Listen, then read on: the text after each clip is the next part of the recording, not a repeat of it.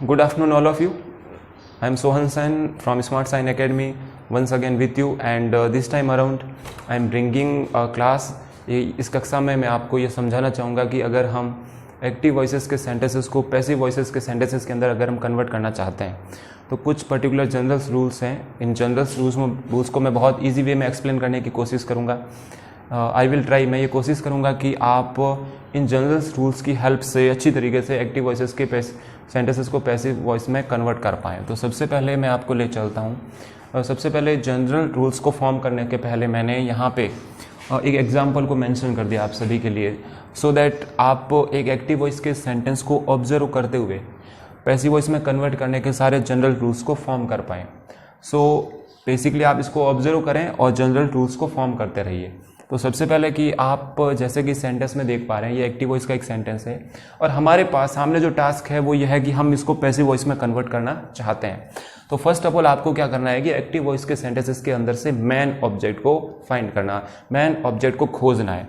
तो man object कहाँ पे रहता है? बेसिकली यहाँ से लेके यहाँ पे बहुत सारे वर्ड्स है, एक सेंटेंस है पूरा. तो आपको मैन ऑब्जेक्ट फाइंड करने के लिए सबसे पहले सर्च करनी होती है man verb. So this is the man verb. जो एक्शन परफॉर्म किया जा रहा है उसको मैन वर्ब बोलते हैं. तो मैन वर्ब के जस्ट पीछे ये वाला ऑब्जेक्ट मेंशन्ड है और इसे हम इस सेंटेंस का मैन ऑब्जेक्ट बोलते हैं. तो आपको मैन ऑब्जेक्ट मिल चुका है. आप इस मैन ऑब्जेक्ट को पैसिव वॉइस का सब्जेक्ट बना दीजिए. तो यही फर्स्ट रूल रहेगा कि जो एक्टिव वॉइस का मैन ऑब्जेक्ट होता है वो पैसिव वॉइस का सब्जेक्ट बन जाता है. So I have written it that main object of active voice becomes the subject of passive voice. So first task is completed. Let's come to second one में अगर आपने सब्जेक्ट को mention कर दिया then you will definitely think about helping verb. सीधे आपके mind में आएगा कि आपको हेल्पिंग वर्ब लगानी है. बट रूल क्या देखिए, use helping verb but according to passive voice. Passive voice के ही अनुसार, पैसिव वॉइस के अनुसार आपको सब्जेक्ट के साथ में हेल्पिंग वर्ब लगाना है, नॉट अकॉर्डिंग टू टेंस के अकॉर्डिंग नहीं. इसके लिए मैं आपको बता देना चाहता हूं कि पैसिव वॉइस के लिए आपको एक टेंस की अलग स्टडी करनी होगी.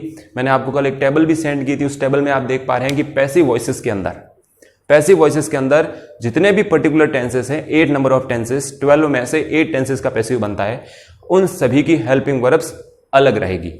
जैसे प्रेजेंट सिंपल की normal helping verb do does होती है बट पैसिव के अंदर रहती है इज आर. और उसके लिए मैंने आपको एक फॉर्मूला भी दिया था, द फॉर्मूला ऑफ एड. यानी जो 6 टेंसेस है उन 8 में से, उनमें अगर आप एड का फॉर्मूला लगाते हो तो आप पैसिव के अंदर सारे टेंसेस की हेल्पिंग वर्ब याद कर सकते हो. जैसे कंटिन्यूअस की हेल्पिंग वर्ब इज आर है तो वहां पे उसके साथ में आप बीइंग ऐड कर दीजिए. वैसे ही पास्ट कंटिन्यूअस में वाज वर्ब के पीछे बीइंग ऐड कर दीजिए. जो present perfect and past perfect है उसमें जो हेल्पिंग वर्ब्स हैं हैज, हैव और हैड, उनके साथ में बीन ऐड कर दीजिए. मॉडल्स, फ्यूचर सिंपल, इनके साथ में आप बी ऐड कर दीजिए. सो ऐड वाला फॉर्मूला आपको हमेशा जो है कंफ्यूज होने से बचाता है. सो आपने हेल्पिंग वर्ब यूज की but not according to tense, according to the passive voices. Number 3, अगर आपने हेल्पिंग वर्ब मेंशन किए तो अब टर्न आता है मैन वर्ब का. और मैं आपको श्योरिटी बता देता हूं कि हमेशा पैसिव वॉइसेस के अंदर हमेशा वर्ब की थर्ड फॉर्म को यूज किया जाता है. It means we always use the third form of the verb, जिसे कि हम बोलते हैं past participle. So past participle है वो बहुत कॉमन यूज होती है पैसिव वॉइस के अंदर. तो हेल्पिंग वर्ब के बाद में सीधा आप थर्ड फॉर्म यूज कीजिए. हमेशा किसी भी पैसिव के अंदर थर्ड फॉर्म यूज होगी. उसके जस्ट बाद में हम आ जाते हैं नंबर 4 पे. अगर आपने मैन वर्ब को लिख दिया है तो अब हम मेंशन क्या करेंगे नंबर 4 पे. नंबर 4 रूल है मेंशन अदर ऑब्जेक्ट्स. सेंटेंस के अंदर आप देख पा रहे हैं मैन ऑब्जेक्ट के पीछे भी तो बहुत सारे ऑब्जेक्ट्स आए हैं. वर्ब के पीछे सारे ऑब्जेक्ट्स ही होते हैं. तो ये वाला मैन ऑब्जेक्ट हो गया, लेकिन इसके पीछे भी तो अदर ऑब्जेक्ट्स बसते हैं. जैसे कि हिज फ्रेंड है जिसके साथ में प्रीपोजिशन यूज है विद, साथ में एक और टाइम वाला जो है ऑब्जेक्ट भी दिया हुआ है एट दिस टाइम. सो हमारे पास 2 और ऑब्जेक्ट है जिनको हम अदर ऑब्जेक्ट्स बोलते हैं. तो आप जस्ट मैन वर्ब के बाद में अदर ऑब्जेक्ट्स लिख दीजिए. सारे ऑब्जेक्ट्स को लिख सकते हो, किसी तरीके से करेक्शन करने की आवश्यकता नहीं है. बट आप चाहो तो जो टाइम वाला कभी भी ऑब्जेक्ट होता है उसको सबसे एंड में भी रख सकते हैं. If you want to put the object of time then you can also put it at the end. उसको अंत में भी रख सकते हैं. लेकिन इसको आप अगर अदर ऑब्जेक्ट्स मानते हुए अगर मैन वर्ब के साथ में भी ऐड करोगे then you also need no correction. वो सेम ही रूल से फॉलो हो रहे हैं. बेसिकली बोलते यह है कि टाइम का ऑब्जेक्ट हमेशा एंड में आना चाहिए. तो आप ऐसा बोल सकते हैं कि mention other objects other than time. तो तो आप इसमें ऐड कर दीजिए अदर देन टाइम, यानी टाइम को हम सबसे एंड में ही रखते हैं, वहां पे सबसे अच्छा लगेगा, वहां पे टाइम एंड में ही अच्छा लगता है सेंटेंसेस के अंदर। तो सारे अदर ऑब्जेक्ट्स कहां पे आ गए, मेन वर्ब के जस्ट बाद में, अदर देन टाइम, टाइम सबसे एंड में रहेगा। अब हम आ जाते हैं नंबर 5 रूल में, और यहां पे हमें स्ट्रेट अवे प्रीपोजिशन बाई का यूज करना है। प्रीपोजिशन बाई का यूज क्यों करना है वो भी मैं अभी फर्दर आपको बता देता हूं, जब मैं रूल नंबर 6 एक्सप्लेन करूंगा वो भी चीज आपको क्लियर हो जाएगी।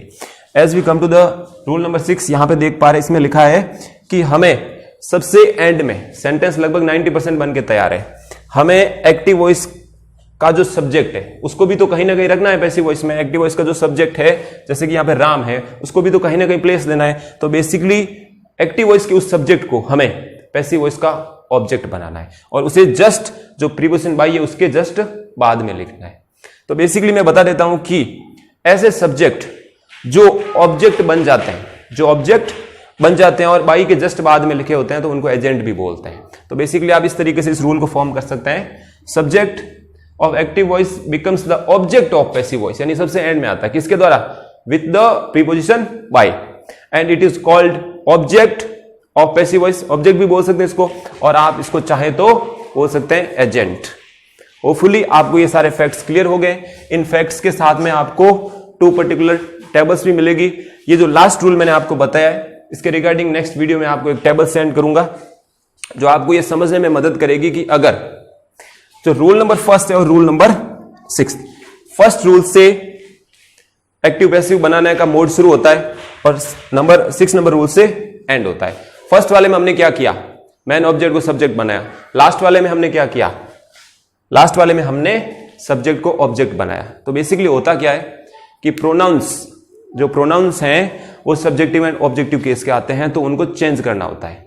अगर ऑब्जेक्टिव केस का प्रोनाउन है उसको हम सब्जेक्ट बना रहे हैं तो उसका सब्जेक्टिव केस क्या होगा, और अगर सब्जेक्टिव केस का प्रोनाउन है उसे हम ऑब्जेक्ट बना रहे हैं तो उसका ऑब्जेक्टिव केस क्या होगा। तो मैं अभी नेक्स्ट वीडियो में आपको एक प्रोनाउन टेबल सेंड कर रहा हूं जो होगी सब्जेक्टिव एंड ऑब्जेक्टिव केस की, जो सब्जेक्टिव केस के प्रोनाउंस की ऑब्जेक्टिव केस की क्लास भी बताएगा, और हमें हेल्प करेगा कि कौन से सब्जेक्टिव केस, कौन से प्रोनाउन का सब्जेक्टिव केस और उसी का ऑब्जेक्टिव केस क्या है। तो हम इस तरीके से समझ पाएंगे कुछ प्रोनाउंस की subjective case and objective case दोनों, और इससे हमें हेल्प मिलेगी। Thank you so much for watching this video. Have a nice day all of you.